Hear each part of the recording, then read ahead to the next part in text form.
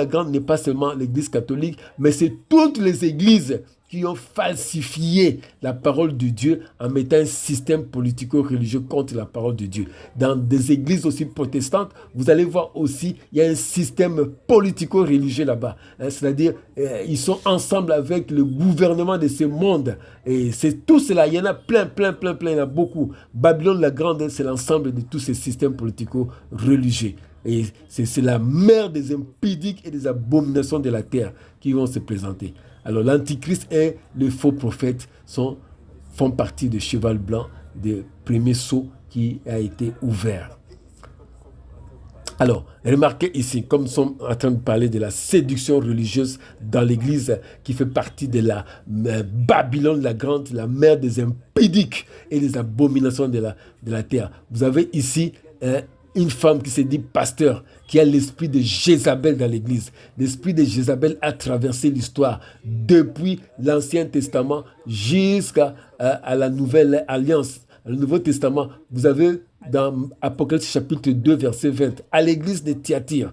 Mais ce que j'ai contre toi, c'est que tu laisses la femme Jézabel, qui se dit prophétesse, enseigner et séduire mes serviteurs pour qu'ils se livrent à l'impudicité et qu'ils mangent des viandes sacrifiées aux idoles. Voilà l'esprit de Jézabel qui est un esprit de séduction sexuelle. Cette femme qui se dit pasteur avec son accoutrement, des pantalons moulants, le postérieur qui est dénudé, vous avez tout le corps là-bas, les membres supérieurs, tout est dénudé. Alors elle se présente pasteur pour prêcher. Elle séduit déjà son entourage, elle séduit son audience, tout ce qui est devant lui. Donc tout l'auditoire est séduit en voyant cet accoutrement qui n'est même pas biblique, parce que la Bible dit dans Timothée que les femmes soient vêtues d'une manière décente, c'est-à-dire qu'il y a une bonne moralité. Mais ça, bibliquement, quand nous voyons comme ça c'est l'esprit de Jézabel.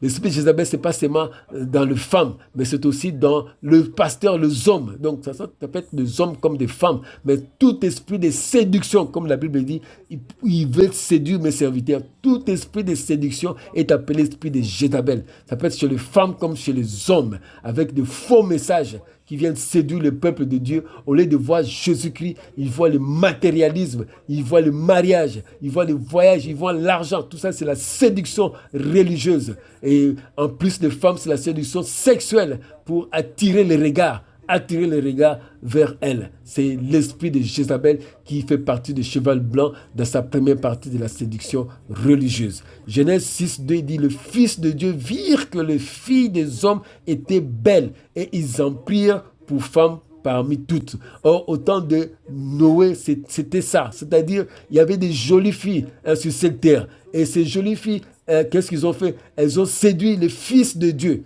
C'est-à-dire, les anges sont venus. Comme aujourd'hui, tous ces enfants ici qui ont l'esprit de Jézabel sont en train de séduire les enfants de Dieu dans l'église pour qu'ils tombent avec eux dans la prostitution, dans la fornication, dans l'adultère. Aujourd'hui, de l'adultère déjà c'est d'abord spirituel, c'est d'abord dans les pensées, avant que ce soit un adultère physique. Parce que Jésus qui a dit, quand vous regardez une femme avec convoitise, vous savez déjà que vous avez déjà commis l'adultère. Donc vous voyez comment cette femme fait commettre l'adultère à toute une assemblée de chrétiens dans l'église avec cet habillement là-bas. Donc la Bible dit de ne pas être objet de scandale. Parce que ceux qui sont objets de scandale dans l'église, ils seront ôtés. Voilà. Ces femmes sont à l'aise de prêcher comme ça leur dit rien. C'est l'esprit de Jézabel qui est une partie de cheval blanc dans l'église, comme au temps de Noé. Alors, nous voyons encore dans le cheval blanc les séductions religieuses, des signes d'apostasie. Les signes d'apostasie, vous avez les objets de fixation de prière, le port des talit, des vêtements de prière là, qui viennent de la religion juive, du judaïsme, des chapelets, comme dans l'église catholique, des sels, des bougies, huile d'onction, eau bénite ou de l'eau qu'on fait boire à des fidèles pour soi-disant les guérir, des images des prophètes, par exemple l'image du prophète Branham ou de la colonne là de nuée, les images des apôtres de Jésus, de soi-disant Jésus, prétendu Jésus là-bas, tout ça avec des invocations des esprits humains ou des esprits impurs. Ils invoquent le Dieu de tel pasteur, le Dieu de tel apôtre. Tout ça, ce sont des signes d'apostasie.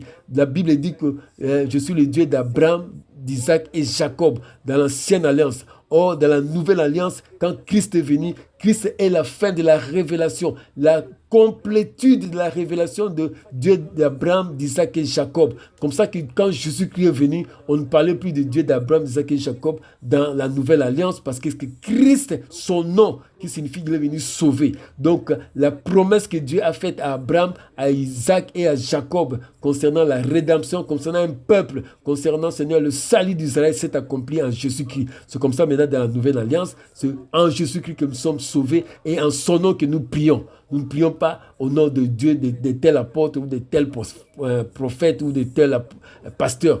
Tout ça, c'est le signe d'apostasie des temps de la fin. Donc, quand nous voyons des gens qui prient avec des bougies, avec des sels pour soi-disant chasser les démons, ou bien avec l'étoile de David, hein, tout ça, ce sont des signes d'apostasie, des cabales juifs dans l'Église. Allez.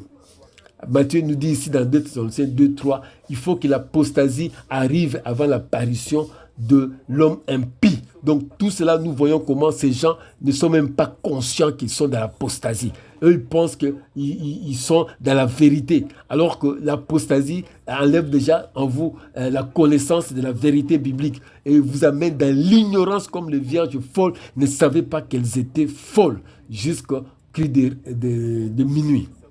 Alors, il est très important de savoir que dans toujours le cheval blanc, l'esprit de séduction religieuse, c'est le faux culte d'adoration de louange toujours. Les chantres gospel aujourd'hui ressemblent aux prostituées par leur accoutrement et leur aspect. Regardez par exemple cette chantre gospel ici, qui est presque nue. On a la poitrine qui est nue, on a les épaules nues, cette façon de s'habiller pour chanter, alors que les chantres ou les lévites chantent dans l'Ancien Testament accompagnaient la prière, accompagnaient l'adoration. C'est la même chose dans la Nouvelle Alliance. Les chantres, ce sont des conducteurs d'adoration. Nous devons être des enfants de Dieu et non pour séduire.